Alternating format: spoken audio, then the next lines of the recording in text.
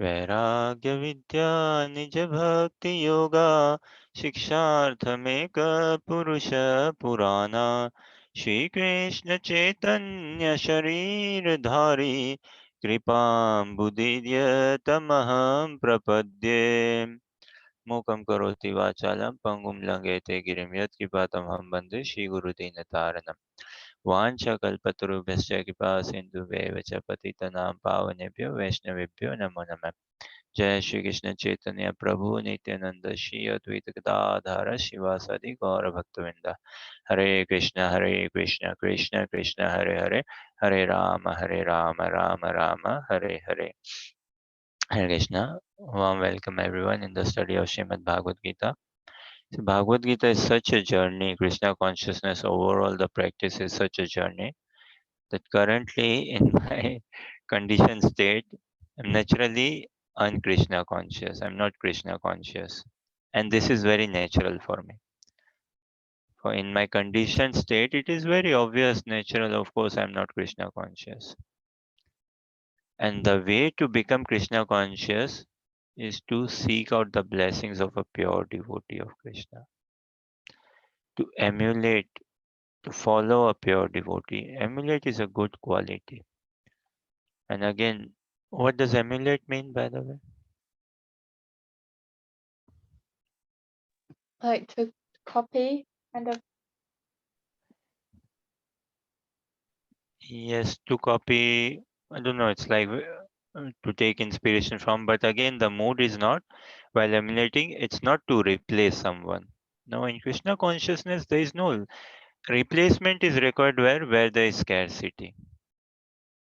Okay, then we replace. Why? Because we do not have enough money, enough resources to hire everyone, so we juggle around replace or. Hmm. But in Krishna consciousness, it's a 24-hour engagement. It is open for everyone. There is hiring, always hiring in Krishna consciousness, and no firing in Krishna consciousness. No firing as in, okay, no, we kick you out. We do not need you anymore. You cannot do any services. We ban you from doing services. We ban you from loving Krishna. No, that thing doesn't exist in Krishna consciousness. So in Krishna consciousness, there is no eternal hell. There is no concept like this, okay, burn in hell for eternity, suffer. Oh, you've been such a bad boy. You've been such a bad boy. You do not do service properly. And also, we ban you. And no more Krishna consciousness with you. You are done. Uh, No, such thing doesn't happen in Krishna consciousness. But yeah, places are eternal. But suffering, no, not eternal. Not eternal. So emulate isn't to inspire copy also to take inspiration from someone, but not to follow someone, but not to get rid of someone, not to overtake someone, not to replace someone. So in my conditioned state, it is very natural, of course, obvious for me to be not Krishna conscious. But when I am blessed by a pure devotee of Krishna, when I find a pure devotee of Krishna, the whole life is meant for this only, to search out a pure devotee of Krishna rather than searching Krishna. Honestly, we would be very much stuck in loops, or we would be confused if we just directly try to search out Krishna. But if I somehow strive to search out a pure devotee of Krishna, then yes, Krishna will be coming closer to me. From Krishna will be coming upfront to me. So when somehow or other, if we become blessed by the by pure devotee of Krishna, then we will be practicing, learning the art to practice pure devotional service. And then naturally a day will come when we will naturally be never forgetful of Krishna. Never forgetful of Krishna. Like we discussed a few times, right? In a conditioned state, what is the most simple, easy, natural thing for us? More simple than breathing. Not sure, Lucy, if we ask this with you, would you like to think, or what is the most easy, natural, simple thing for us to do, even easier than breathing in a conditioned state? What do you say, Harsha?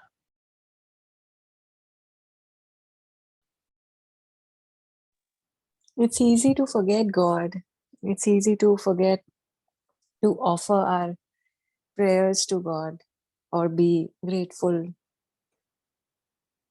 Sometimes when we are in a conditioned state, Now, we just forget everything.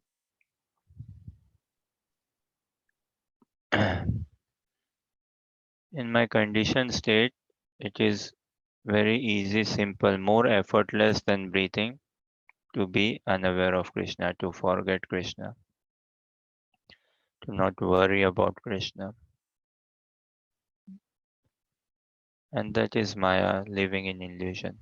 But when becoming blessed by a pure devotee, becoming blessed by devotees of Krishna, when somehow manage to practice Krishna consciousness and put efforts in the practice of Krishna consciousness, and becoming a pure devotee or a pure devotee of Krishna, for him it is the most difficult to forget Krishna.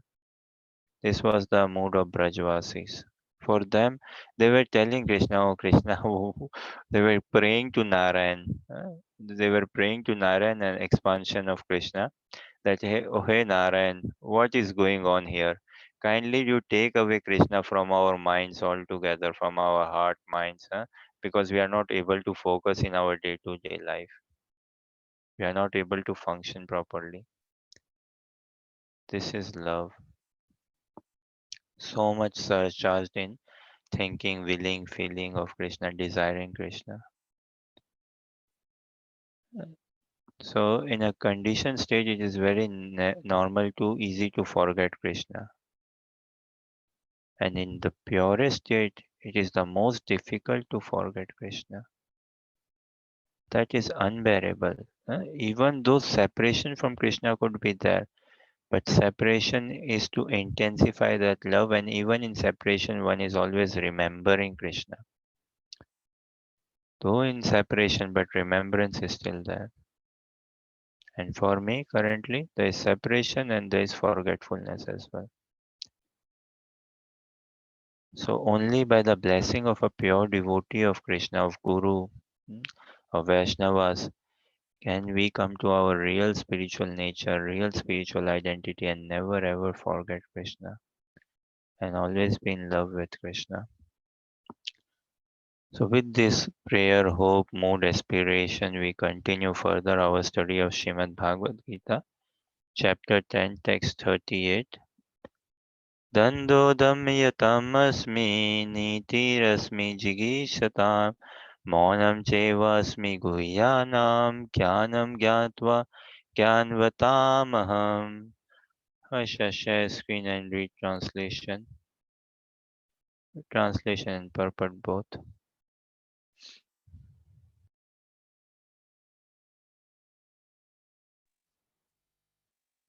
Among all means of suppressing lawlessness, I am punishment.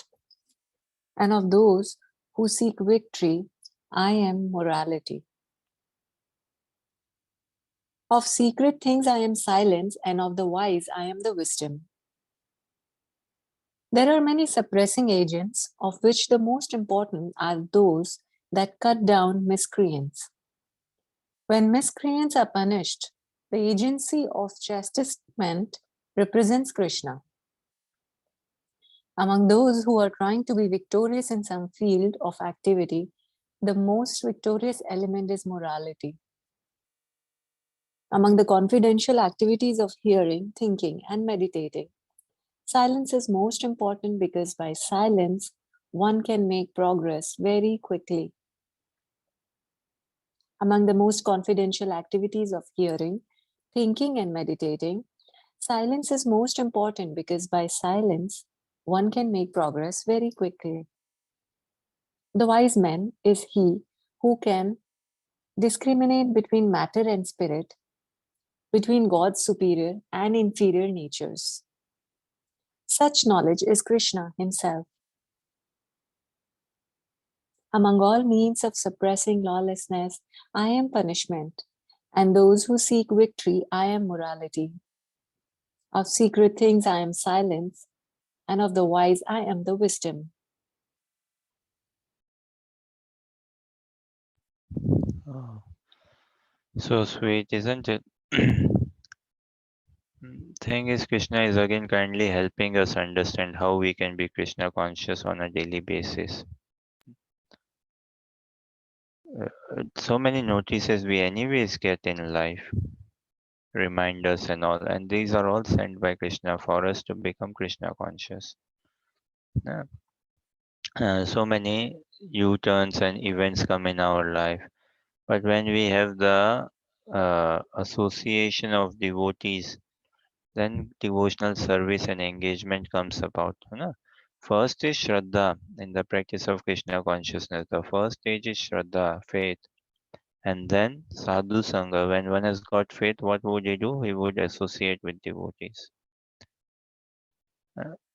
Try to spend time with devotees. And when one associates with devotees, what does he do? He performs devotional service. He engages in reading, hearing, chanting, doing seva. When associating with devotees, there should not be worldly talks, right? There should not be talks, discussions, how to make more money, how to dress smart, and what's going on in politics, what's going on in sports. Uh, there is all should be all Krishna conscious talks only.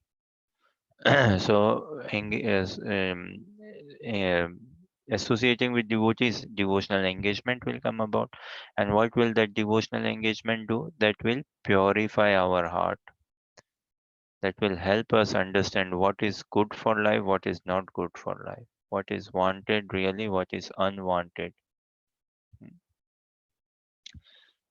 Then what is beneficial, what is not beneficial. So that ways uh, one can, by engaging in a spiritual process, right, by engaging in the practice of Krishna consciousness, gradually, slowly, steadily, things will become very clear, but black and white, very clear. Hmm?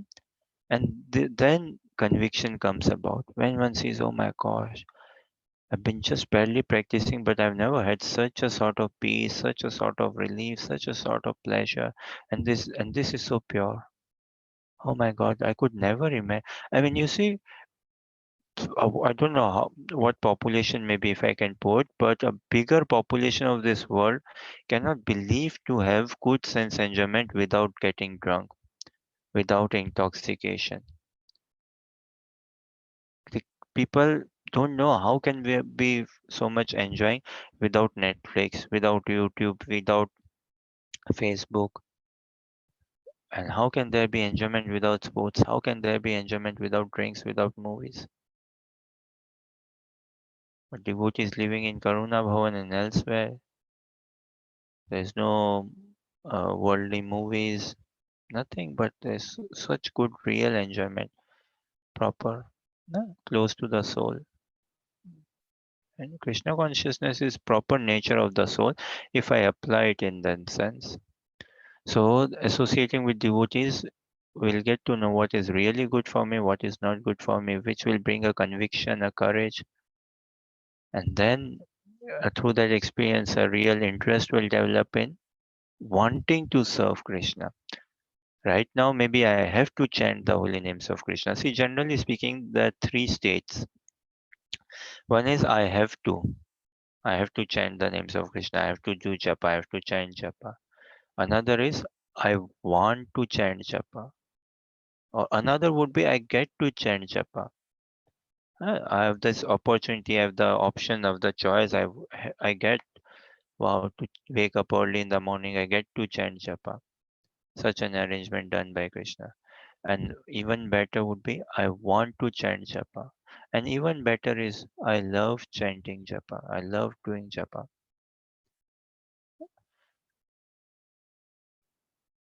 I don't know how to put it in English, but in Hindi we say, right, एक करना पड़ता है और एक करना चाहता हूँ और एक करता हूँ.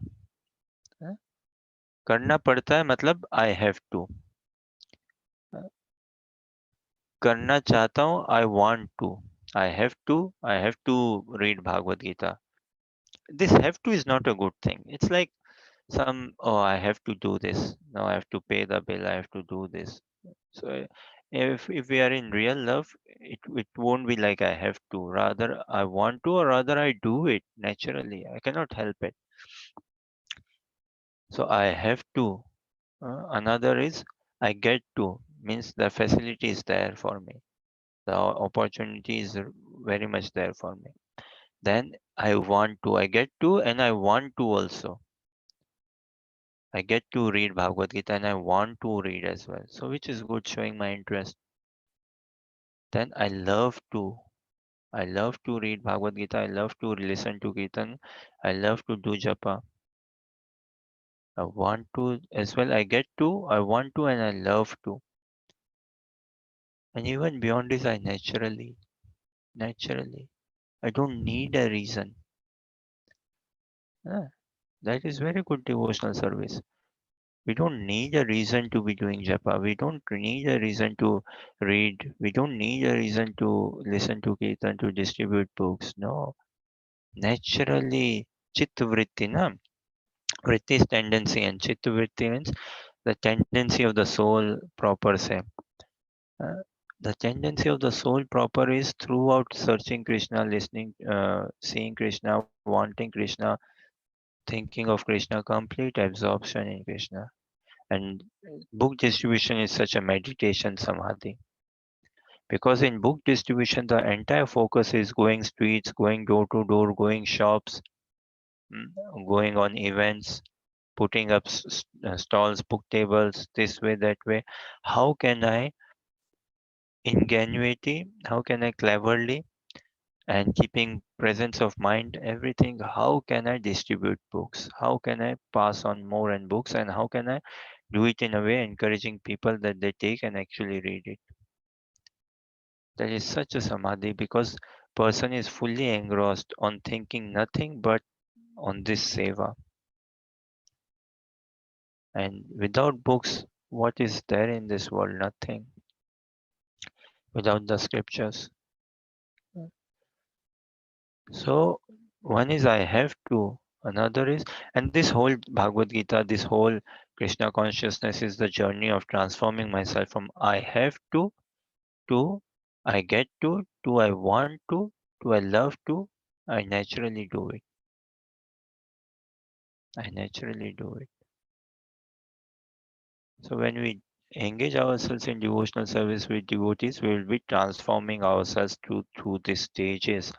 And then when I want to, it is at the stage of interest. I have to, I get to is like, okay, it's the struggle, but I'm pushing myself. I want to means, okay, the struggle, but I really love it. I love the struggle. Uh, I love to is like attachment. So we have to come to, at least in this human form of life, in this life, we pray fervently, Krishna, kindly make us attached to you. That is the only way we can get rid of material mundane attachments. That is the only way when we become attached to Krishna. That is the sweetest, the bestest, the surest, and the only way to get rid of material mundane attachments. And then develop bhav, emotions, transcendental feelings, emotions. And this body is not equipped enough to love Krishna. We cannot love Krishna in this body. No. Bhav also is very difficult to be developed and sustained, maintained in this body. Attachment, yes. Attachment, yes. Attachment is very obsession. So obsession can be developed in this body. Their obsession, right? People are obsessed with this serial killing. Some have got some obsession, or children killing, some many sort of obsession. Some of them are weird, some of them are morally speaking okay. And in this body we can also develop obsession towards Krishna. And then some whatever bhav we can gather in this body, whatever bhav we can maintain. Even bhav is such an exalted transcendental state that one cannot continuously hold bhav for Krishna in this body. And what to speak of love? No. This body is not well equipped enough. But when we develop transcendental bhav, our emotions and all, then we are transforming ourselves through our consciousness.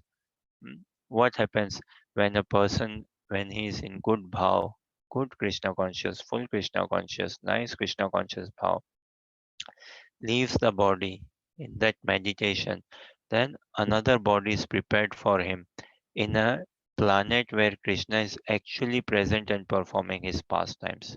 In one of the material planets where Krishna, like Krishna was physically present, right? 5,000 years ago in this material planet, our planet in this universe, and 500 years ago as well, 540 odd years ago, as Chaitanya Mahaprabhu.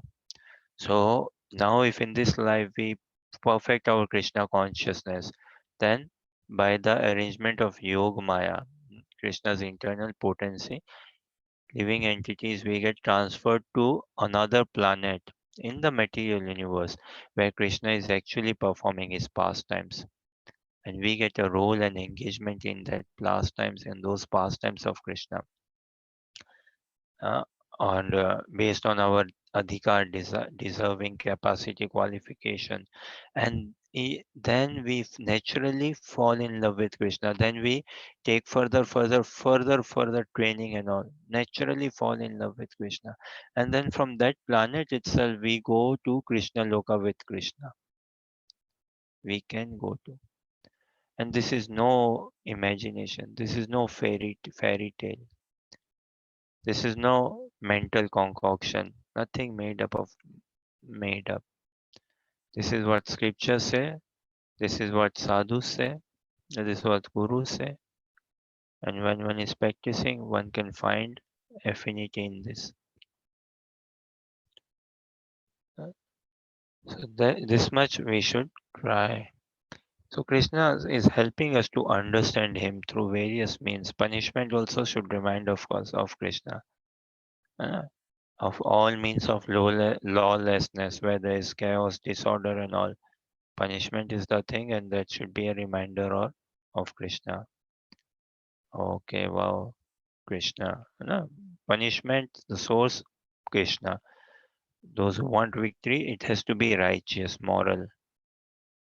So, of victory is Krishna is the morality. Of sacred things, Krishna is silence. Uh, So, for mundane efforts, a devotee is silent. He does not have much of a say. He is indifferent, pretty much. When it comes to Krishna consciousness, he just cannot stop. He should not stop himself.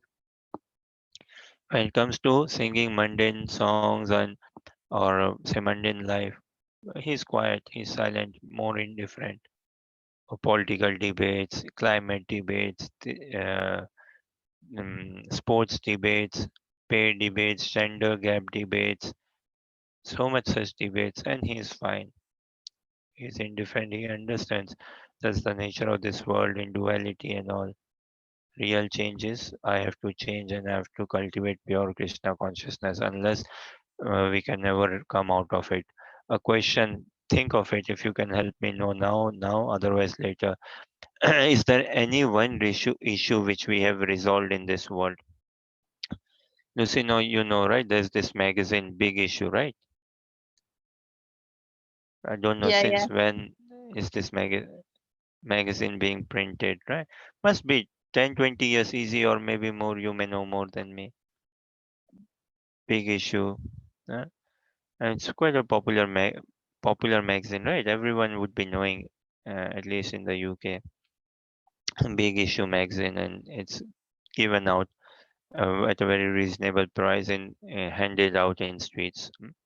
So, question is, big issue. What is that big issue, or even a small issue, which you think that we people humans have solved it?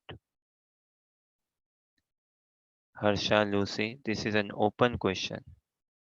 Please name any one issue, big or small, that you think, yes, we have solved it. None of the things have been solved yet.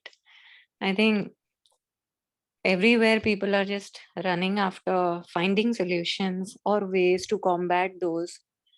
But I don't think there is a like one stop solution for something yet. One-stop solution is practice of Krishna consciousness, because Yeah. that is the subject matter of the soul. That is the one-stop solution. And the places Krishna says, na bahunam janmanam ante jnanvan mam prapadyate vasudeva sarvamiti sa mahatma sudurlabha. After many many births of life, one who is in knowledge surrenders unto me and understands me to be the cause of all causes. That is real knowledge. Real knowledge is in surrendering to Krishna. So the Vedeshu Yagyashu Tapashu Chaiva Daneshu Yat Punya Phalam Pratishtam. Atyeti Tat Sarvam Idam Viditva Yogi Param Sthanam Upeti Chadyam. Krishna says, Bhagavad Gita 8:28, that whatever you do and everything, all result will come about by practicing devotional service. So, and we do not have to independently go and sort energy crisis, go and sort climate crisis, go and sort inequality crisis, gender crisis, this crisis, that crisis. No, just by acting in devotional service, all the benefits and all the crisis will get resolved. Because the crisis is not much external, it is internal within me. It is a crisis of identification, not identifying myself with Krishna, not identifying Krishna, not understanding Krishna. That is the root cause of all crisis. That I identify myself with matter, with body. With bodily identity, if the foundation is faulty, anything building we draw on that faulty foundation, it is going to break. Then what? This is a world of uh, repair, right? Then just repair, repair. And in our repair, we try to fix one issue, but another comes up. One issue, another comes up. Like in a boat, the boat has got some holes now. We try to fix one hole and then another hole appears from elsewhere. You fix that hole, a third hole appears from somewhere. So this world means issues, big issues, small issues, no solution. Nothing has been solved in my understanding. Correct me. Any issue which we have solved, think of it today, tomorrow, and let me know. So devotees, when it comes to mundane affairs, they are quiet, silent. Okay, this is how it should be. Not much of a say, neither this side nor that side. Okay, there are people, others who are managing. They will manage. If everyone is managing the worldly affairs and busy in uh, making this world a perfect place, which in itself is an imperfect um, principle, idea, or logic, or aim, aspiration to have. And also, if I am stuck in that, then what will happen? Who is left then? I mean to say, at least there should be some group of people who are practicing pure Krishna consciousness. At least let me become that. Let me strive for that. How many charities are there in the UK? Any idea, Lucy? How No many idea. charities in America? Interesting, Lucy. When you get chance, Google how many charities. More than easy, I think 3,000, 5,000 charities or more, I think. So many charities in the UK, in the Europe, in America. Some of them are genuine. Many of them would be genuine. Not much scandal with money and things. But the very fact that there are so many charities and more needs and all and so charitable means that what issue have we solved? So I don't know if at all we have solved any issue, but it's just time is a big, it's a mercy of Krishna that we forget things, is it not? If we cannot forget, then we won't be able to live at all. It is a mercy of Krishna that we live in illusion. Otherwise, we would be breaking our heads on the wall. We would be so depressed if we just cannot live in illusion, if we cannot identify ourselves with this body.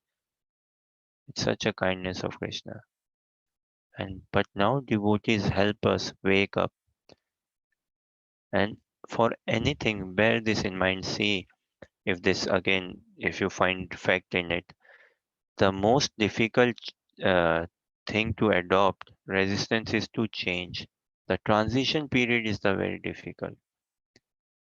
So right now we are what in a transition state, transitioning ourselves from bodily concept of life to spiritual life, from material consciousness to pure Krishna consciousness. And this transitioning process is the struggle, is the struggle.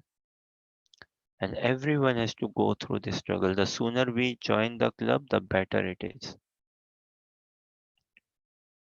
The struggle is in the change only. Wh- When we are purely un-Krishna conscious, no struggle. And when we become Krishna conscious, purely no struggle. But the struggle is in the transition.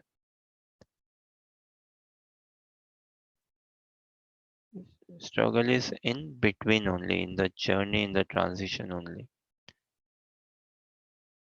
And this is a desired, cherishable struggle.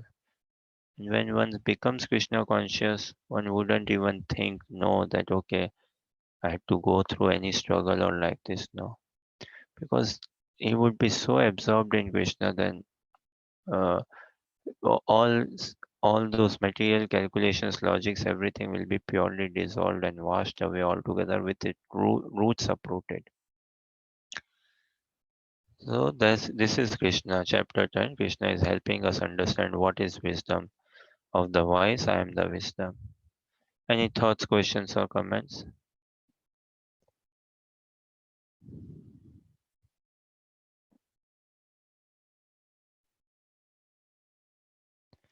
Okay, let's see next. Chapter 9, text 39. Lucy, would you be okay to share screen? Yeah, we'll try.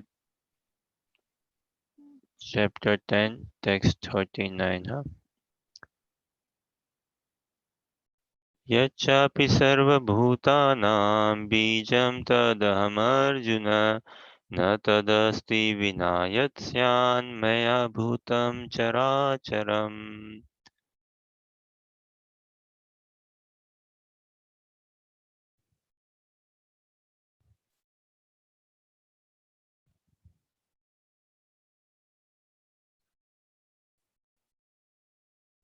I've messaged you the link for it. Huh? Yeah, it's just trying to load. Sure. And would you be okay to read the translation in proper, Lucy? Huh? You see if it's on your phone, then read it from there. Yeah.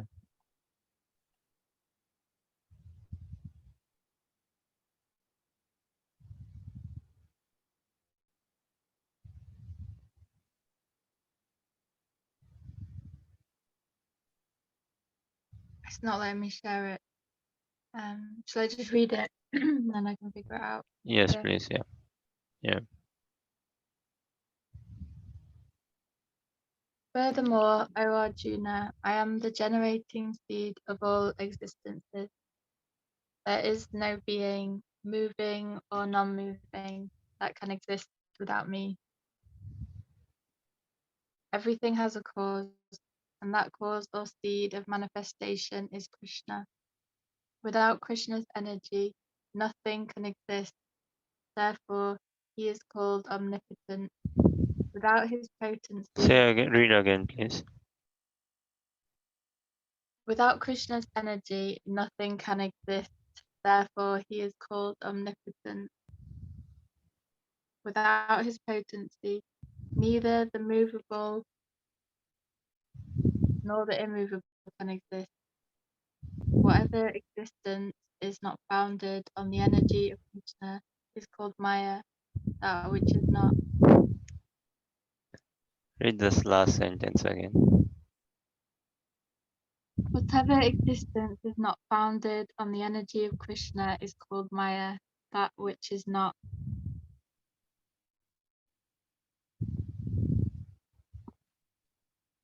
Furthermore, O Arjuna, I am the generating seed of all existences. There is no being, moving or non-moving, that can exist without me. Mm. Let's read a couple more and then we discuss. Text 40, 40, yeah, 40, please. Next one. नान्तो अस्ति मम दिव्यानां विभूतीनां परन्तप एष तु देशेत प्रोक्तो विभूतेर्विस्तरो मया. Lucy, read please.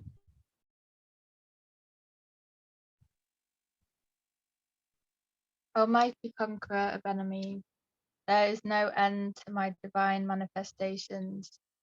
What I have spoken to you is but a mere indication of my infinite opulences. As stated in the Vedic literature, although the opulences and energies of the Supreme are understood in various ways, there is no limit to such opulences. Therefore, all the not all the opulences and energies can be explained. Simply a few examples are being described to Arjuna to pacify his inquisitiveness. O mighty conqueror of enemies, there is no end to my divine manifestations. What I have spoken to you is but a mere indication of my infinite opulences. Yeah, let's read all the way through. I find them very nice if we read all the way through, and maybe then we can try discussing. Yad yad vibhuti matsatvam shrimadurjitam neva va tattadeva gachatvam mama tejosma sambhavam. Harsha, read translation purport. Know that all opulent, beautiful, and glorious creations spring from but a spark of my splendor. Any glorious or beautiful existence should be understood to be but a fragmental manifestation of Krishna's opulence, whether it be in the spiritual or material world.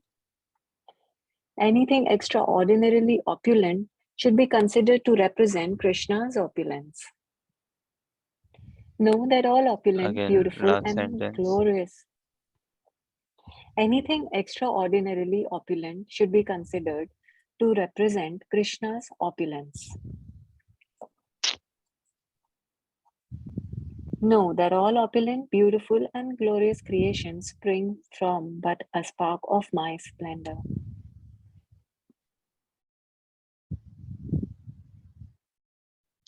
अथवा बहुनतेन किं ज्ञातेन तवर्जुन विष्टाभ्यामिदं कृत्स्नम् एकंशेन स्थितो जगत्.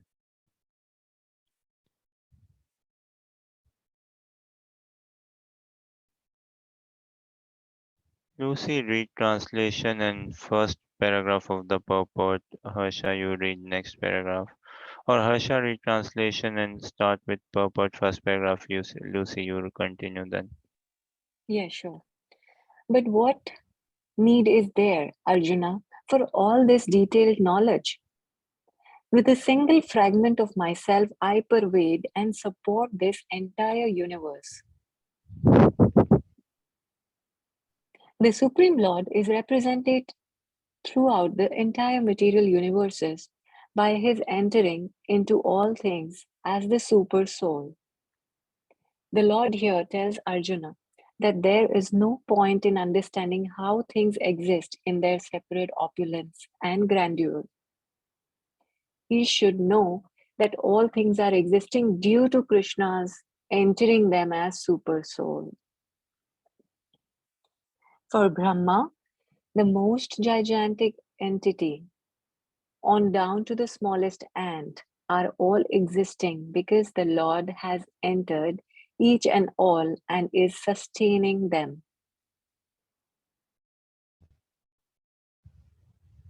There is a mission that regularly propounds that worship of any demigod will lead one to the supreme personality of Godhead, or the supreme goal.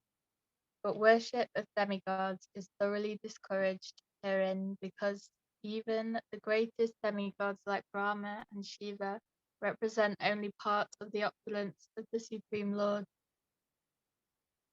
He is the origin of everyone born, excuse me, and no one is greater than him. He is asamodva, which means that no one is superior to him, and that no one is equal to him. In the Padma Purana, it is said that one who considers the Supreme Lord Krishna in the same category with demigods, be they even Brahma or Shiva, becomes at once an atheist.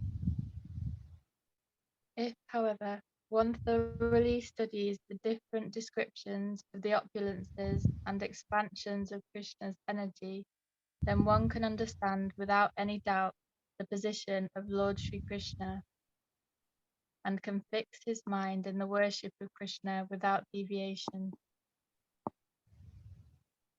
The Lord is all-pervading by the expansion of his partial representation, the Super-Soul, who enters into everything that is. Pure devotees, therefore, concentrate their minds in Krishna consciousness in full devotional service. Therefore, they are always situated in the transcendental position. Devotional service and worship of Krishna are very clearly indicated in this chapter in verses 8 through 11. That is the way of pure devotional service. How one can attain the highest devotional perfection of association with the Supreme Personality of Godhead has been thoroughly explained in this chapter. Srila Baladeva Vidya Bhusthana, a great acharya in disciplic succession from Krishna, concludes his commentary on this chapter by saying, यच्छक्तिलेशात् सूर्याद्या भवन्ति यति उग्रतेजस यदंशेन धृतं विश्वं स कृष्णो दशमेरिच्यते. from Lord Krishna's potent energy, even the powerful sun gets its power, and by Krishna's partial expansion, the whole world is maintained. Therefore, Lord Sri Krishna is worshipable.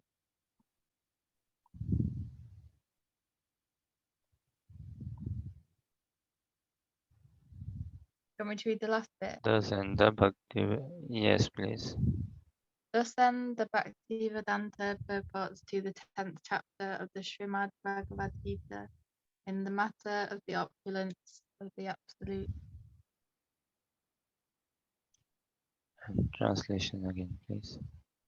But what need is there, Arjuna, for all this detailed knowledge? With a single fragment of myself, I pervade and support this entire universe.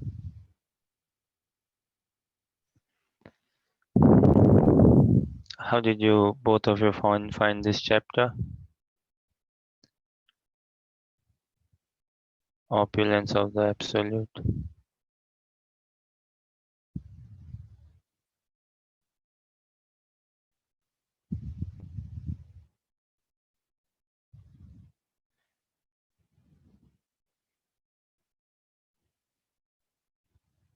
Before practicing Krishna consciousness, understanding of God is very vague. It's very vague. It's very much on theory platform and all. And I mean, we know, okay, God is great, but how is He great? What is His greatness? Not much we know about. We know God is powerful. How is He powerful? What is His strength, power? We know He is kind. How is His kind? How is He kind? What is His kindness? We know He is intelligent. How is He intelligent? What is His intelligence?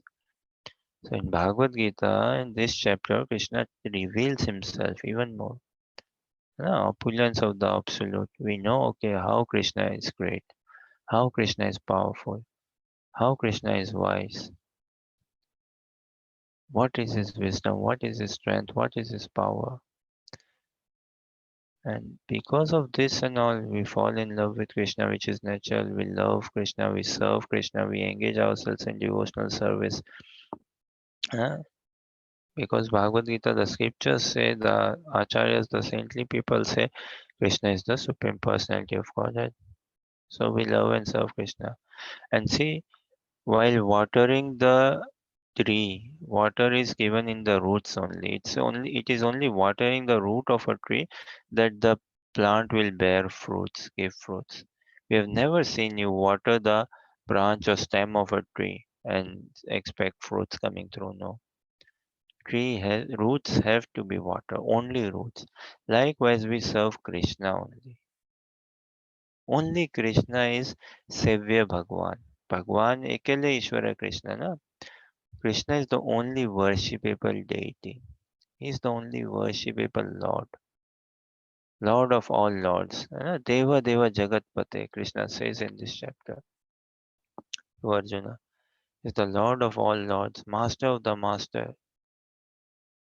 He is heavier than the heaviest and lighter than the lightest.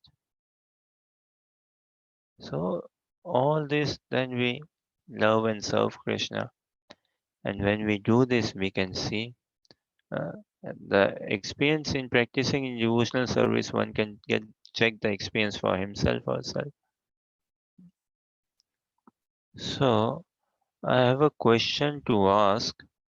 Mm, I will ask Lucy if she can share screen, chapter 10, text 39, and we read the purport one, and there would be a question I think I have from the purport.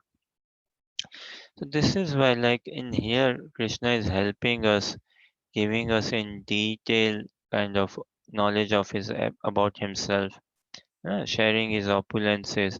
And see, Krishna himself is saying that there's no end, there's no limit. We have to draw a line somewhere. We have to understand. And thank you, Lucy. So if we see purport, please.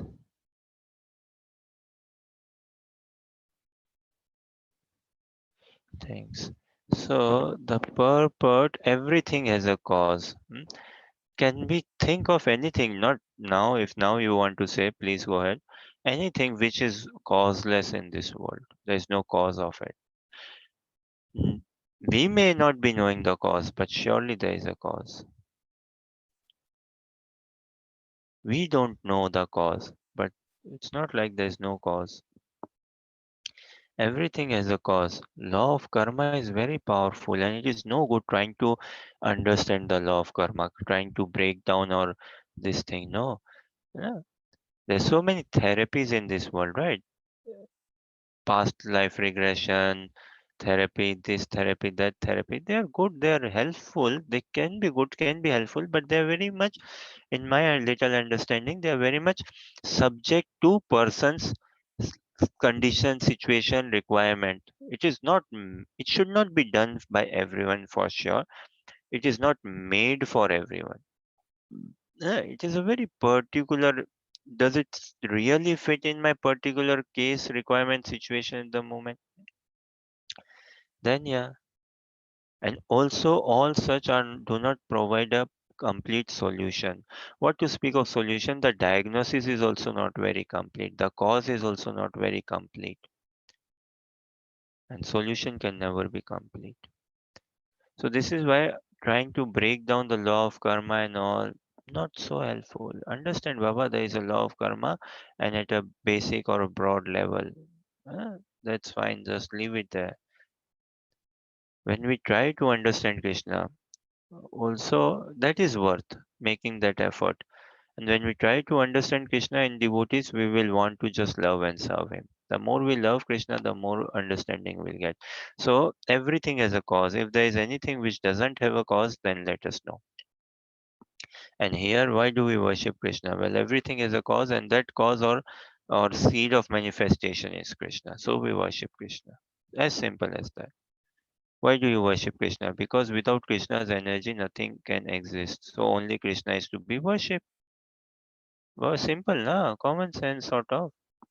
The roots of a tree have to be watered, only then fruits will come about. So the root of my existence is Krishna. So I worship Krishna. And if I worship Krishna, there is no need to worship anyone else. Therefore, he is called omnipotent. So now question the last sentence. Uh, Beautiful purpose, very small but very short but so sweet. How do you find the last sentence? Whatever existence is not founded on the energy of Krishna is called Maya. This is Maya, means that which is not. Anything independent of the existence of Krishna is Maya. Anything thinking independent of the existence of Krishna. So, whatever existence is not founded on the energy of Krishna is Maya. So, a question, Lucy, what does mirage mean? A mirage. It's Yeah, basically an illusion.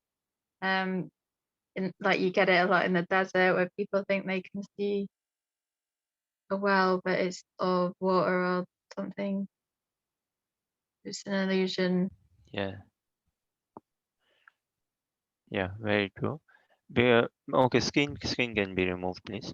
So, because of physical laws of nature and all, in desert, because of the sun and the reflection physical laws in nature, in desert we see this mirage appears. And what does it do? uh, the mirage, it makes us believe, okay, someone, that there is water in the desert, at a distance there is water. So what is the illusion? Is What is the illusion? This is the question, Lucy, Harsha. What is the illusion? Is water in the mirage? Is there water in the mirage? Is that the illusion?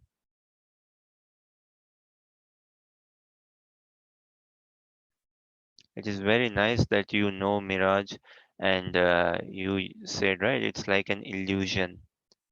We understand, yes, agree. But what is the illusion?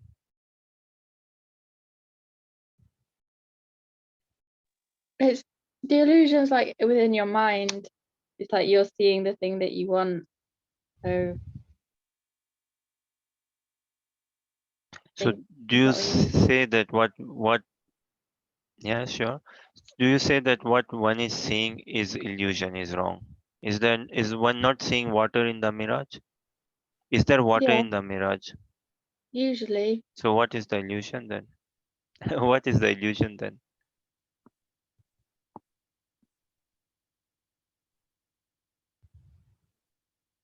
Harsha, have you ever for yourself, Lucy, seen mirage? Um, not not in my sober state of being. No, not that I'm aware of. Okay,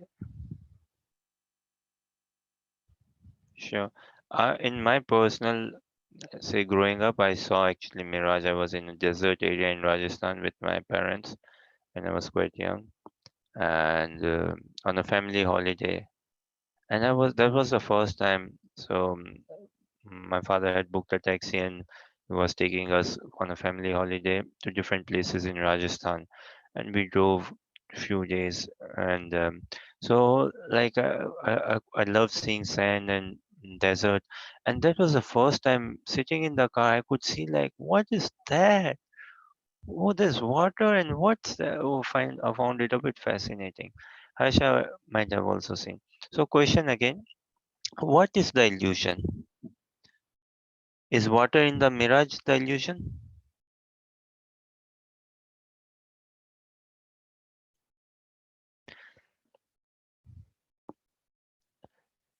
Lucy, one thing is called as real, right?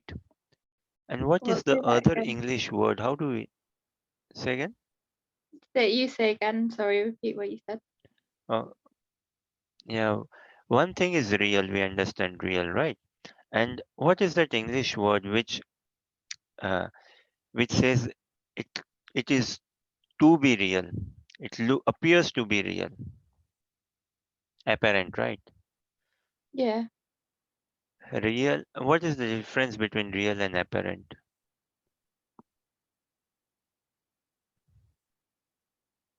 If we can get this understanding, na, the difference between real and apparent, we will get the difference between Krishna and Maya, and that is Krishna consciousness. We should never forget that. We should never be forgetting Krishna consciousness. Then, what is the difference between real and apparent, or what does apparent mean? Um, Hard to explain.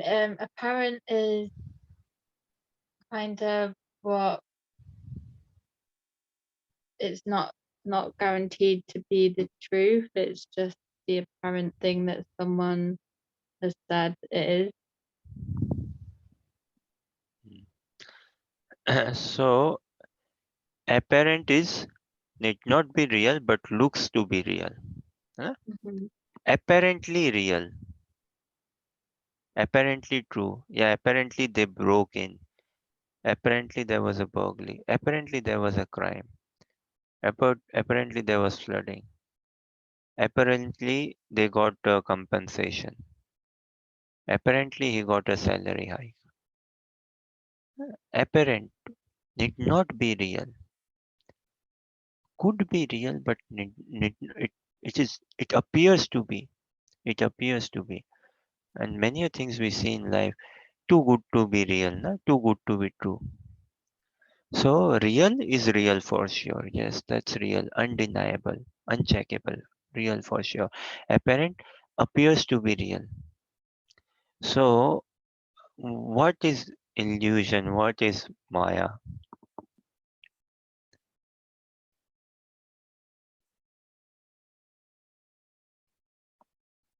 In purport, you would be able to see, and you just read as well, right? In the last sentence, purport says what? Maya, that which is not. So tell us something in this world which is not. What is there? What is Maya? That which is not. What thing is there which is not?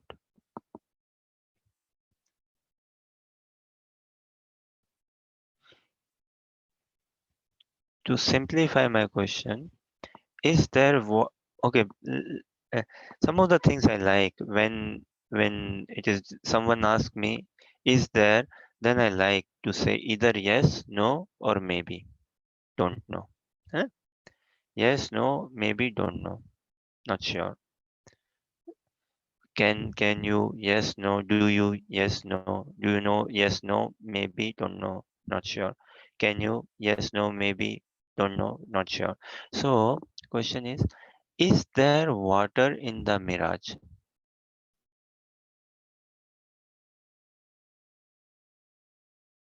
Is water seen in the mirage? When we see mirage, do we see water in the mirage?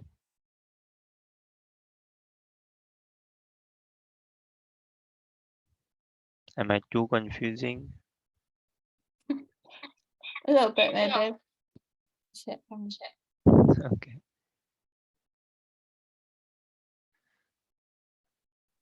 So, okay. So, yeah, go on. Were you saying something to say? Um, no, I do get what you're getting at. Um, Okay. See, is there water in the mirage? Can water be seen in the mirage? Yes. water can be seen in the mirage, Seen, yeah. right? Because that's experience, Baba. We are seeing water in the mirage. How can I deny that experience? But what is the illusion? The illusion is to chase after it, to think, to believe that there is water in the mirage and I run after it. And yes, I will drink that water and it will quench my thirst in desert on a sunny day. That is Maya. That which is not. Water is there in the mirage, it can be seen. I'm seeing it.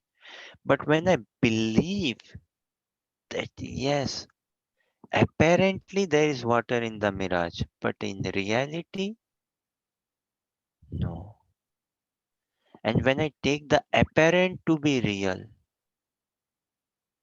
in my consciousness, when I tune in the apparent to be real, then my consciousness is locked up with that reality which appears to be real but is not real.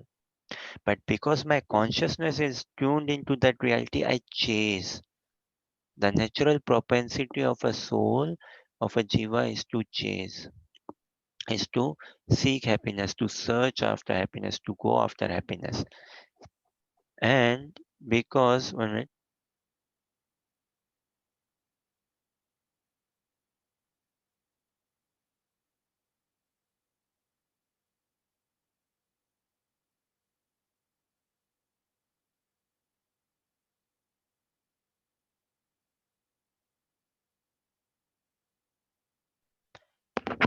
Hare Krishna, sorry. So because my consciousness is tuned up in what is apparently real, I take it to be real. So my consciousness is locked with that reality which is not really real, apparently real. And a jiva, by nature, we all are searching after happiness, we all are searching after reality, but apparently what is real, I take it to be real, and therefore I go after it, and that is maya. So the Maya, water is in the mirage. That is not Maya. But to believe that yes, there is water in the mirage and run after it and chase and believe that if I get this water, my thirst will be quenched. That is Maya. See, this is the wisdom, na? A wise person, is it not, Lucy? A wise person from a distance, he would be able to see, yes, there is water in the mirage, but he won't run after it. Why? Because he knows this is a mirage. It appears to be water, but it is not water. Apparently real, but not really real. Maya appears to be real, but is not really real. Maya appears to give us happiness, but it is not giving happiness. And Krishna is real for real.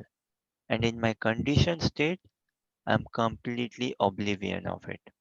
This is conditioned state. This is what we were discussing in the beginning. In my conditioned state, I'm so forgetful of Krishna.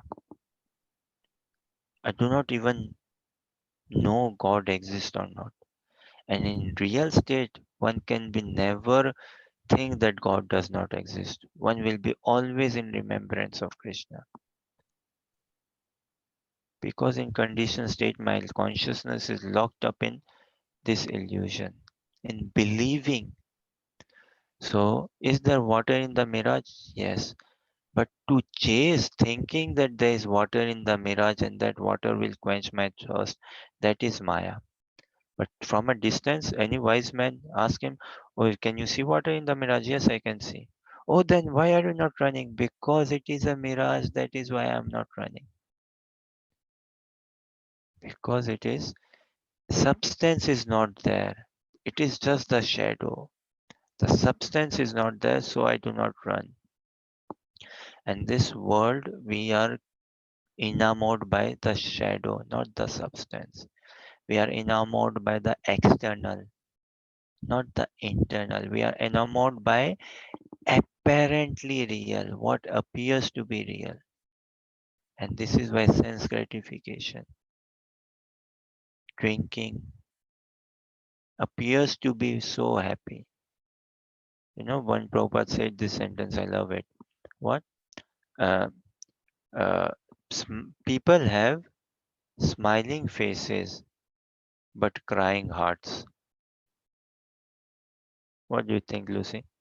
People have smiling faces but crying hearts. Externally, we show I'm happy or I strive and look, but inside, burning. This is for one to check out personally. Uh, So Maya, that which is not. What is that which is not? Are Baba, everything is there. What is Maya? But to believe, this is why that which is not. Water is there in the mirage, but to believe that actually that water is there and quench my thirst and run after it, that is the illusion, that is Maya. From a distance, yes, I am seeing a grown up person saying, yeah, it's mirage, but some a child may run after it. No, no, I will go and drink, catch it. It's not there. Then go, it's not there. And this is material world. Even like for mirage, I may run 1 kilometer and I realize, I may run another day, I realize. Then after 10 attempts, 10 days and all, I realize actually no, it's mirage, it's Maya, it's illusion. Fine, I may stop. But our material journey is this only. We are taking ourselves on an endless trip towards material sense gratification, towards this illusory sense gratification. This is why material happiness is means everything is in contemplation. Material happiness means it is all in contemplation, just contemplating. Oh, when I grow up, I will be out of school. I will be so happy then. Uh, and then I will be going to uni. I will be, oh, when I go 16, 14, I'll leave my parents' home. Wow, I'll be so happy. I will live independently in uni, accommodation. I'll go to college, uni, live on my own. I will have my friends, partner, girlfriend. Then I will be so happy.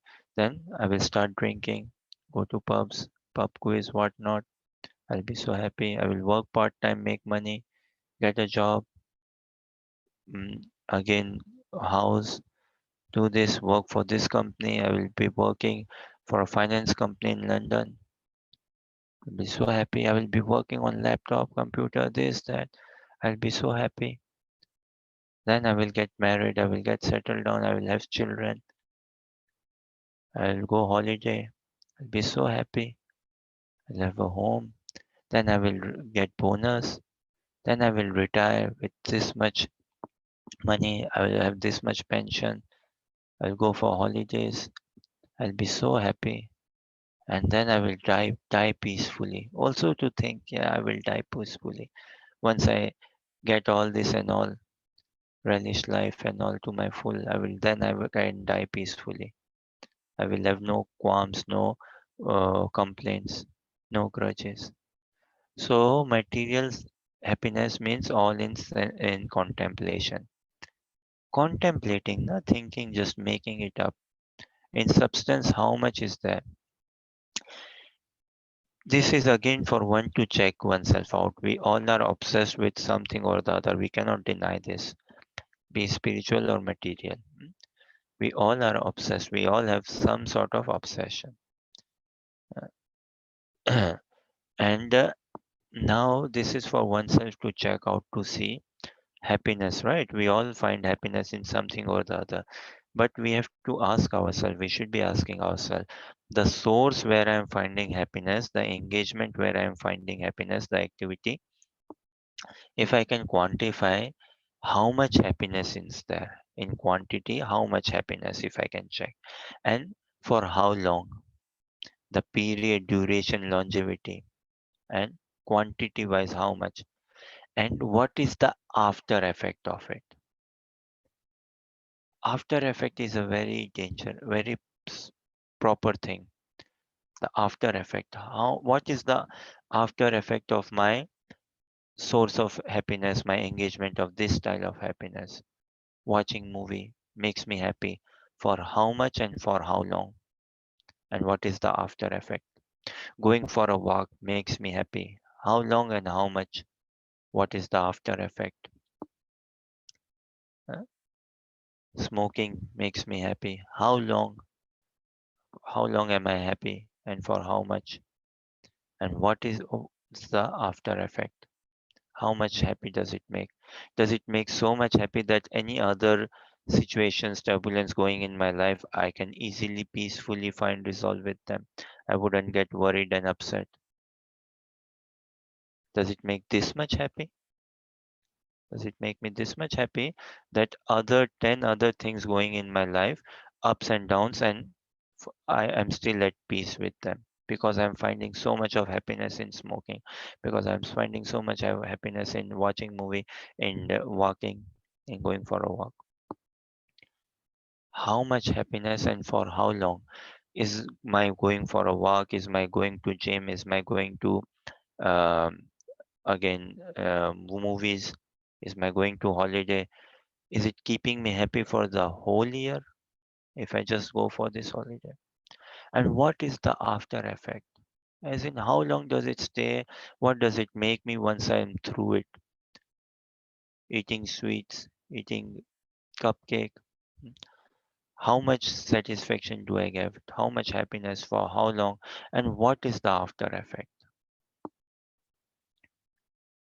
So material life means heavily in contemplation, hardly in substance. Prabhupada used to tell this story.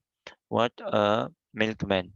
He was milking cow and he was thinking alongside. See, this is material life, material happiness.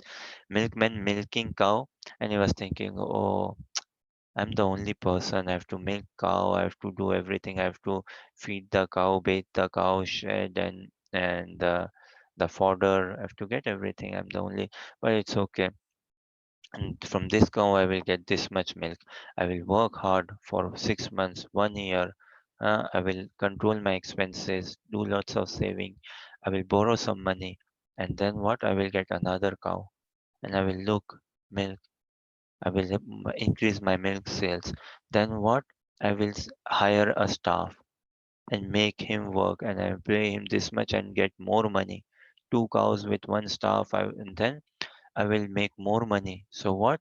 I will hire another staff, uh, and then I will get one more cow.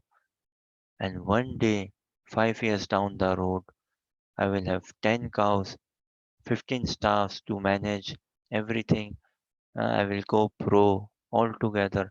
And then, if any one of the staff who doesn't listen to me, I can really kick them. I will kick him out. And in his contemplation, in his thinking, as he's milking in reality at that time, that what does he do? If he says, if any of the staff does not listen to me, misbehaves, does not work as hard as I am working, I will kick them. I'll kick him. And in that process, he kicks the very bucket where he's milking the cow. So whatever milk he has stored, he just milk got from the cow in that bucket, that very bucket he kicks, and all the milk goes in drain, spills. This is material happiness. The very ladder, the very building which upon which I'm building my happiness, time kicks it out or I kick it out. Relations go so sour, time kicks it out or I myself kick it out and over. Very thing. And all in contemplation. Oh, that day when I go for this party, I will be happy. That day I will be happy. Or that day I was happy. It's very much like this only. Once I get this visa, I will be happy. Once I get a job in a foreign country, I will be happy. Once I get this residency, I will be happy. Once I get this sorted, I will be happy. Once she agrees to my proposal, I will be happy. Or what? Oh, I was so happy when I was in that job. I was so happy when I was not married. I was so happy when I was this. I was so happy when I was. In the past I was so happy this that or in the future. So material happiness means all in contemplation. So Maya, coming back, what is Maya? That which is not. Is there water in the mirage? Yeah, but to think that actually it will quench my thirst, that is Maya. To think, is there money brings happiness? Is my happiness there in money? To think that money will make me happy, that is Maya. To associate happiness with money is Maya. This woman looks very beautiful. Is it Maya? No, woman is beautiful. She looks pretty to me. But to think that yes, she will really make me happy. I'll be very happy enjoying life with her. That could be Maya. That could be illusion. There's no perfect relations as such, or relation can be made perfect when Krishna is in the center. Another example Prabhupada gave, sometimes rope may appear as a snake, right? Now, rope and snake are very different. But say when I'm in darkness and it happens, right? I'm in darkness and there's a rope, and seeing it as snake, I get scared. That was I got illusioned. Actually, it is a snake. A rope appears to be snake, appeared like snake to me. So I panicked. I worried, I scared, I jumped, I shouted. But in reality, it is a rope only. But because I'm in darkness, lights were off, I took the rope, touched the rope, and I took it to be snake and I panicked.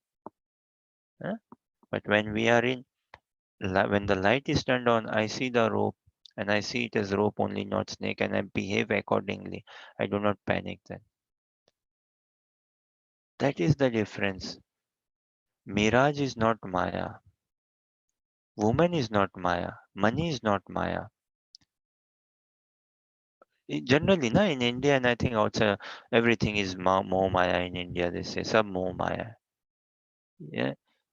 People, when we cannot deal with money, we think, oh, money is Maya. Money is illusion. Oh, house is illusion. Having a wife is illusion. Job is illusion. This is illusion. Then we lump this world is also illusion. And Baba, what is the world illusion? It's a physical reality, though short lived, but it's a real physical reality. Huh? So, sour grapes. When we find अंगूर खट्टे हैं तो भैया फिर सभी कुछ खट्टा, दुनिया भी खट्टा है, ये माया वो माया, है ना? पत्नी भी माया, माँ भी माया. Mother is also Maya, wife is also Maya then. Everything appears to be Maya. No, mirage is not Maya, but to believe that there is water in the mirage and run after it, that is Maya. Money is not Maya, but to believe that money is going to make me happy and run after it, break my back for it, that is Maya.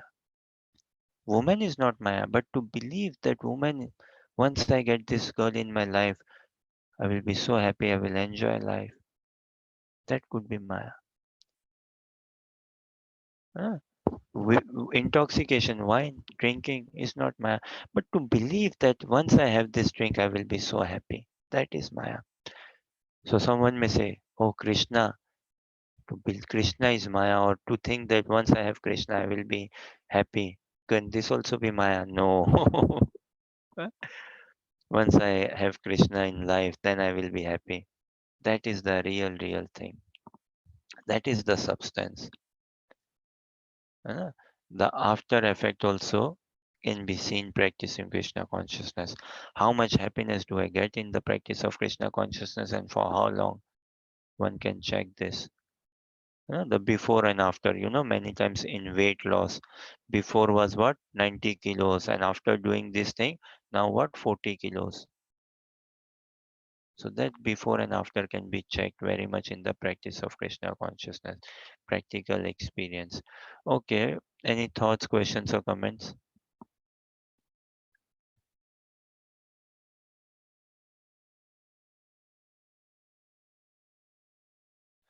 Did my question now make sense, Lucy? What I was going on about mirage, water, and thing, real and Yeah, apparent. yeah, very, very clearly. You- Yeah, See, if we can get just this much, otherwise, see, spirituality, philosophy. Anyways, I must admit my is very much on the surface. Honestly, again, I always say it is you guys' kindness that you come and help me become Krishna conscious, helping me understand Krishna consciousness. Krishna consciousness is very simple. It's very simple. And Prabhupada said, sometimes if thing is too simple, it is very easy to be missed or very easy to ignore. Right? But Krishna consciousness is what is joy of the heart, the soul proper. Why would Krishna make it any complicated? It is not. It is very simple. Thing is, I am complicated. I am too smart. When someone is too smart, any simple job becomes very difficult. That is the problem. Loving Krishna is very simple. Krishna consciousness is simple. The practice is simple. My mind is complicated. So otherwise, real and apparent. Apparent appears to be real, but is anything but real. Apparently true appears to be true, but is not true. Need not be true. That's the difference. Krishna and Maya. Maya appears to be so beautiful, so joy giving, but in reality, no. Krishna may appear for a conditioned soul. Oh, this Krishna consciousness, blimey, I have to wake up again tomorrow morning, half 3, 4 a.m. Oh gosh, japa. After waking up, shower, japa. Oh, it's too much, too much. Hmm? And this is how society sees. Oh wow, you guys like brainwashed now. Hmm? But no, Krishna consciousness is happiness, real happiness, not appearing to be here. It appears to be real and it is real as well. It can sustain its ground easily. This is why Krishna consciousness does not need any external proof. It does not need any external certificate. Krishna is the Supreme Personality of Godhead. This is not for me to prove to anyone, and I can never prove it to anyone. And this does not need proving. It is just for me to realize. This truth is there within all of us, but dormant. It needs uncovering. It needs bringing to the surface. And this is the process of reading, hearing, chanting, and associating with devotees. See, human form of life, now we can realize how important it is. Look around ourselves. We'll find so many trees. We'll find so many grass. Find so many plants, mosquitoes, ants, flies, animals. Such a chain of evolution, and we've been blessed to have this human form of life. Then in this human form of life, suffering is good. Then in this human form of life, coming across devotees, meeting devotees, wow, such a huge, the biggest turning point in one's life. Human form of life, great turning point. Understanding suffering, great turning point. Hmm. Generally, it is inquisitiveness or suffering which pushes us towards spirituality. Coming across devotees, such an unconditional fortune, causeless mercy. Then putting my faith in devotees, having some friendship with devotees, taking a book from devotees in the streets, coming to Bhagavad Gita, listening to japa, doing japa, listening to classes, attending kirtan. Such a great thing. And now being able to practice Krishna consciousness, real fortune. I have to become Krishna conscious, means effort and all. I want to become Krishna conscious, then the effort part goes away. When I say I have to, means I have to really work it out. I have to do something. I want to means even though effort I would like to, I want to. uh, And between I want to, I have to, I get to. So this is so great for us. We are getting to become Krishna conscious. Wow. First, it's in suffering or inquisitiveness, trying to see I have to become Krishna conscious now because I've suffered enough. I, I'm too inquisitive. I have to become Krishna conscious. I have to try check. Then I get to become Krishna conscious. Wow. I get to be with devotees, honor prasadam. I get to listen from devotees. This is the blessing. Personally, in my life, I pray if I can end up listening to devotee, blessed blessing. I get to listen to Krishna consciousness. I get to chant the holy names of Krishna. I get to read, best blessing. I want to read. Oh my God. I want to read. I want to chant. I want to listen. I want to do kirtan. I want to distribute prasadam, distribute books. Then I love doing this. This love is sustainable. Material love is not sustainable. Material love is not practical. This love is practical. Material happiness is in the contemplation, and Krishna consciousness. Right now, also we are contemplating, right? What would it be like when I become a pure devotee? So I'm also contemplating, but this contemplation, because the foundation is based on absolute reality, this contemplation is real. It can hold it ground. Yeah. In material contemplation, just thinking does not make me happy. Oh, I think I will buy this car. I think I will buy this house. I think I will um, have this girl as my life partner. Just thinking does not make happy. One has to work for it. And even after working, there is no assurance, there is no guarantee. So, material happiness, success, it is never guaranteed. There's no, it is all in contemplation, not just in thinking. One has to work hard, so much trouble, what one gets out of it, and ultimately what to die. See, all this to ultimately to what to die. Oh my God, look, taking all this stress and all, and ultimately to die. Baapre. Is it? And in Krishna consciousness, taking all this stress, not to die, to live eternally, to live eternally. What taking? So, Krishna consciousness, thinking is pleasure. In material, thinking is not pleasure. I'm thinking of this holiday. I'm going to Italy. I'm going to Rome. I'm going to Paris. Just think. No, people are not satisfied just by thinking. But in Krishna consciousness, it's such a achievement when I can actually think of the pastimes of Krishna. I can contemplate, meditate on them. Just thinking brings so much of joy. Engagement brings so much of joy. And this is the hankering, the prayer that now, when our thinking finds its absorption, so much absorbed in thinking, that Krishna will think that yes, if I can think of Krishna, then I can act as well, right? Subtle power is more stronger than the gross. So if my thoughts become purified, then I will act as well. Yeah. So Krishna consciousness happiness is not in contemplation only. It is substance, it is real. Illusion is in contemplation. So to real and apparent.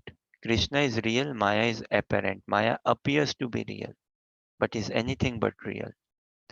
Real means sustainable, real means eternal.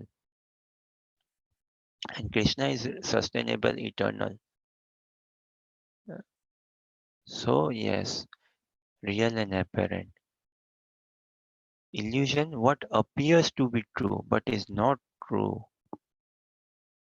This is why detachment appears to be very happy. Or detachment will make me happy. I cut myself from Facebook, I cut relations and all.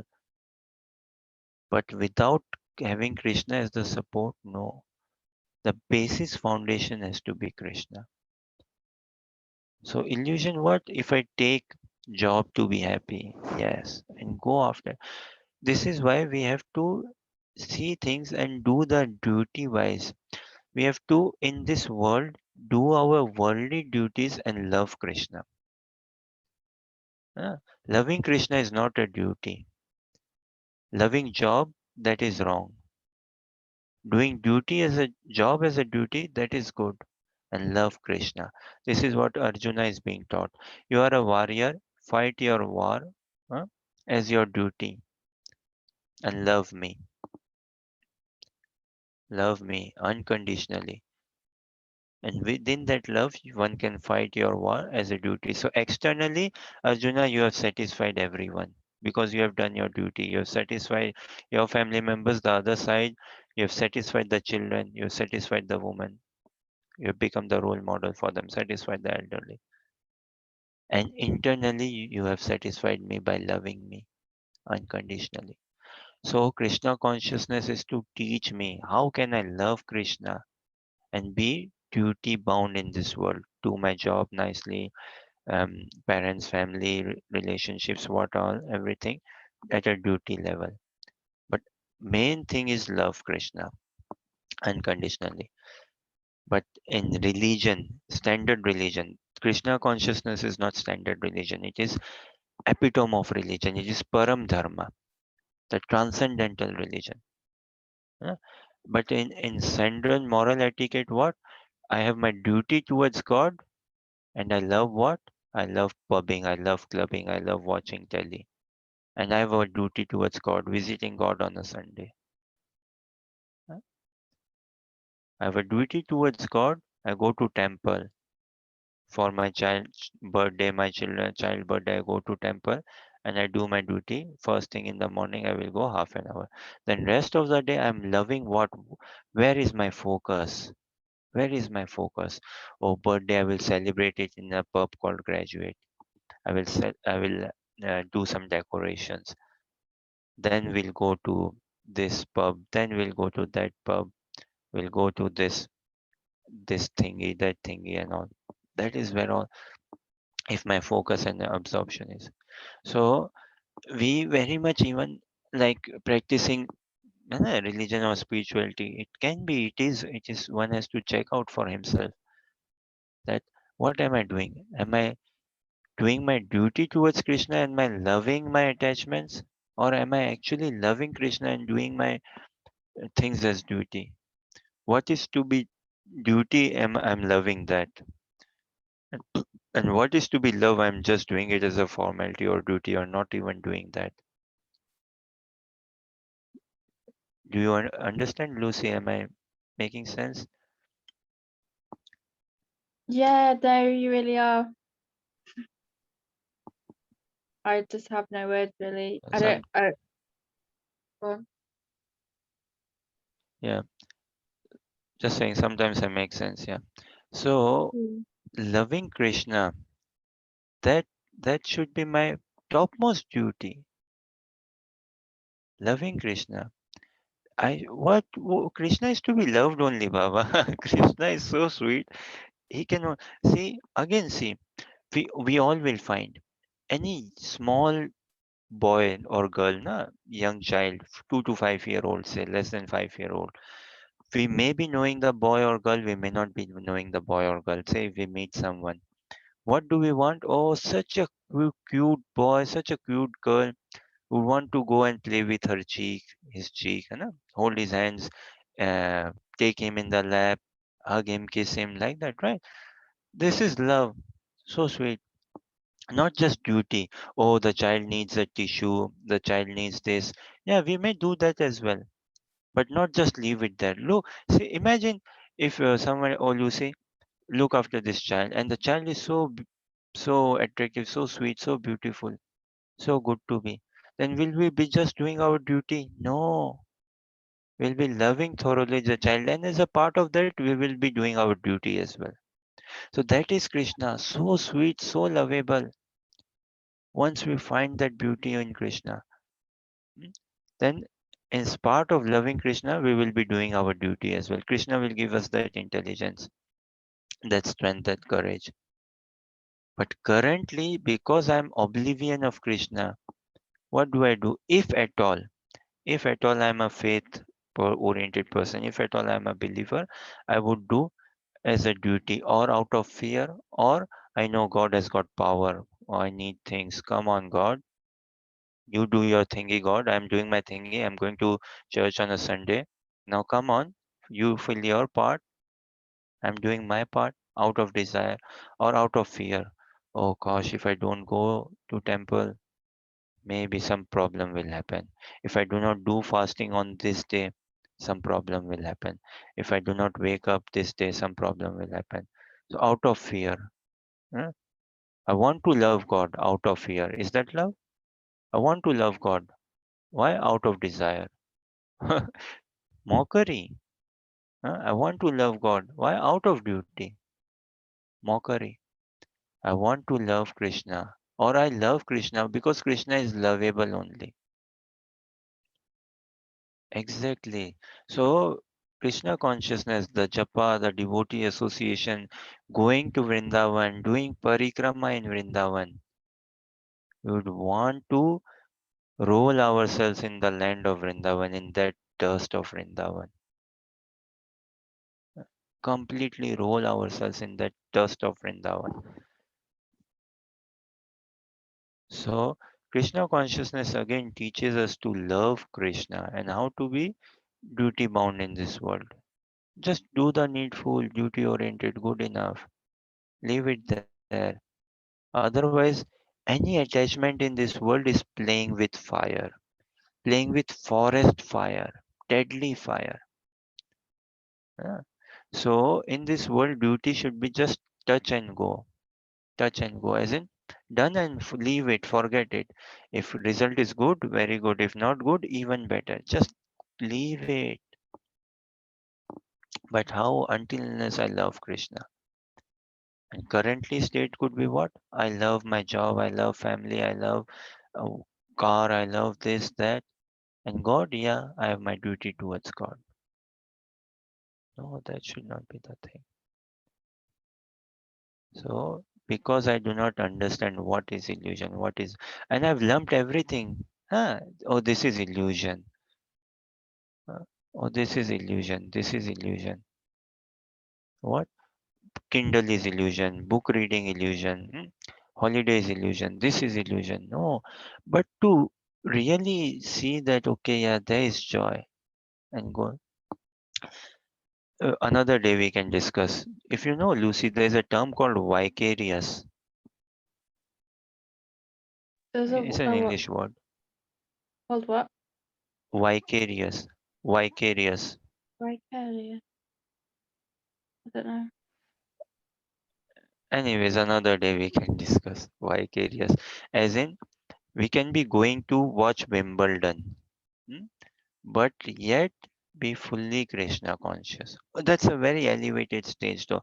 Okay, to just to share, in Chaitanya Charitamrita, we hear, yeah, I believe Chaitanya Charitamrita and other place also, Chaitanya Bhagavat or Chaitanya Mangal, I don't remember now, but there's this devotee of Pundrik Vidyanidhi, a devotee. So he's very, if I remember correct, details I may be a bit loose in the details, but the essence of the message, hopefully, I'm able to understand clearly. So Pundrik Vidyanidhi, a king, I suppose he was a very rich person, and so much so he was dressing actually some woman, mm, and he was eating opulent food, drinking, and he was dressing some woman and he was spending time with some woman. And he was sent by Chaitanya Mahaprabhu, some associate, that you go to Pundrik Vidyanidhi and understand loving devotional service, bhakti yoga from him. Huh? But this person, when he saw Pundrik Vidyanidhi, he developed a faulty attitude. He found fault in him. That, oh, him, he's here devotee. Come on, he cannot be a devotee. So he's seeing Pundrik Vidyanidhi externally, he found a fault. And perhaps he found fault with Mahaprabhu or who told him, recommended him. And he said, like, why did you send me there? He's not at all a devotee and all. He's completely sense gratifier. So then he was taken back again.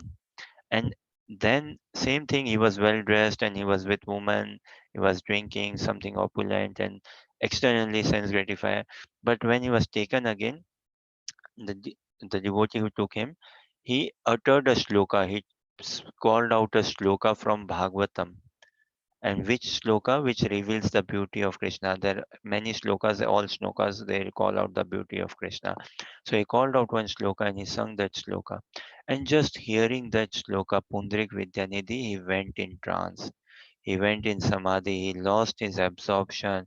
He started crying.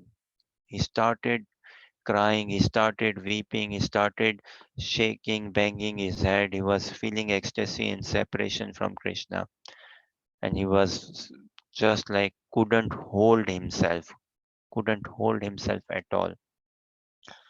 Huh? So this is like in a way like vicarious nature or this sort of thing. Uh, every Krishna consciousness is not at all an external engagement, external process. Externally I may be putting on dhoti, kurta, tilak, है ना, ladies dress and all, everything nicely, but it is an internal revolution. An internal revolution meaning love. When I am in love with Krishna, internal revolution will come. Externally, I will do whatever is required. Externally, I will be obedient. I will be doing the duty. Internally, when I am driven by love for Krishna. So this is apparently real is illusion. Apparently real. And Krishna is really real. Now this human form of life becomes so charming. Look, there's no higher joy than chase after Krishna. This is adventure. So the proposal or hypothesis or experiment. Okay, one is what? Apparently real. And the world is stuck here only. What is apparently real, world has taken it to be real and so glued over it. How many people watch English Premier League? The viewership breaking record, Champions League, World Cup, basketball is such a craze in America, baseball, such a craze in America. What is apparently real is so enamored that people take it for real, and get lost in it. Huh? Obsession, absorption, ultimately what? That completely burn themselves out. And Krishna is really real. Krishna is really real. And if I so this is the thing. Now chase after Krishna. Life becomes so sublime then. I'm chasing after whom? One who is really real. And I never burn out in this chase. This obsession is such a pure obsession. This absorption is so pure absorption. It is nourishing me, it is fulfilling me, not burning me out. So if I understand what is apparently good and really good, apparently it appears that there is water. Apparently it appears there is, oh, mm, if I become a politician, if I get this job, I will be happy. But the sooner I realize, okay, no, then I can deal with this world at a duty level and love Krishna. And again, if I see a young boy, girl, very sweet, very good looking 5-year-old boy, girl, I would want to kiss him, love him, embrace him. है And duty will come, duty will be a part of it. But it will be only a hard-hearted person will just do the duty towards a young child and not care, not careless, not play with him, not love him.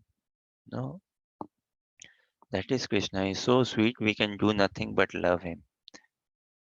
We can do nothing but love him.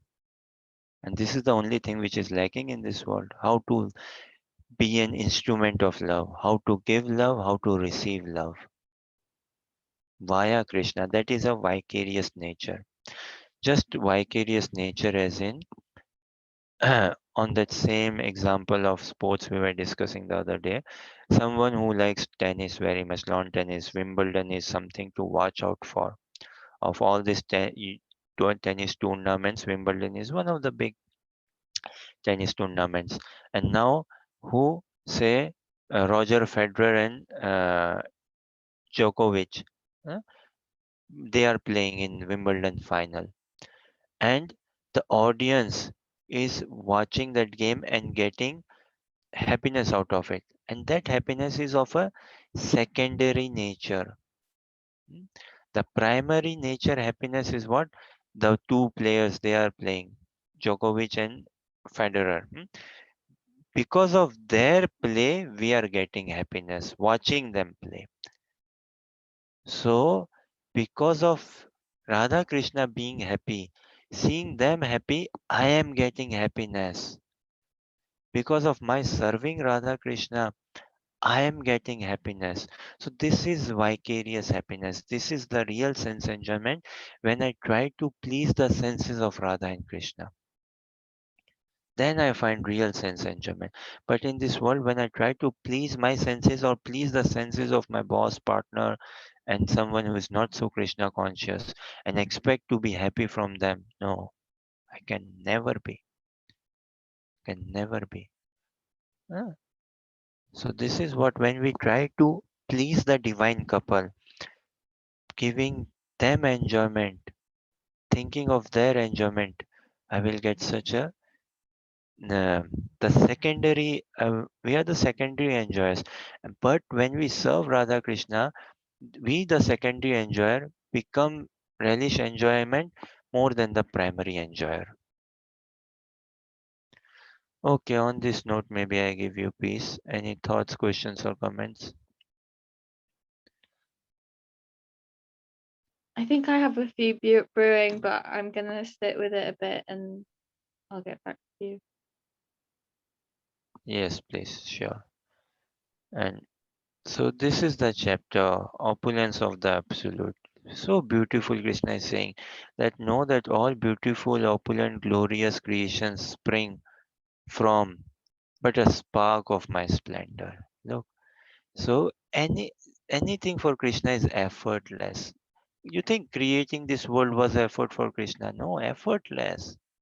But what is effort for Krishna is one thing, getting my love, getting my attention. That is becoming a bit of a effort. So no, Atlas is shown. I don't know the name of that person, Greek god or somewhere, wherein God is apparently shown like a elderly figure, old man, white beard, long back is breaking, and he's carrying the world in his on his back and going through all this stuff. No, that's not Krishna. No, Krishna is youthful, never old. Huh? Anything extraordinarily opulent should be considered to represent Krishna's opulence. Now, how can I have any enviousness or jealousy towards anyone? Hmm? This is what if I like a pop star, if I see a pop star as well and seeing her singing Taylor Swift, right? Very popular, I believe. And seeing, say, Taylor Swift singing and all, wow, extraordinarily opulent representation of Krishna's energy being gifted by Krishna. Krishna is the source. Extraordinarily rich, extraordinarily hardworking, talented, and all. So anything we see extraordinary should remind us of Krishna, the source. Someone who is extraordinarily cheat, you a brick crime gangster extraordinarily. Wow, remind us of Krishna. So Krishna is very kind. He's saying, Arjuna, I hold everything with a single fragment and all. So there's no need in going in details, and we cannot and we should not also go in details. We will go crazy. This is why this much is good enough for us to fall in love with Krishna. So the once we know the opulence of Krishna, what do? We should fall in love with Krishna with all our heart and soul. We should pray for it. And this will come naturally. The more we hear, then the more we would want to do anything but fall in love with Krishna. We would want to do anything but not fall in love with Krishna. As in, we would want to completely fall in love with Krishna. बोलिए हरे Krishna Krishna Krishna Hare Hare Hare Ram Ram Hare Hare. Once again, thank you very much for your kind listening and encouragement, participation, and we meet up tomorrow. Hare Krishna.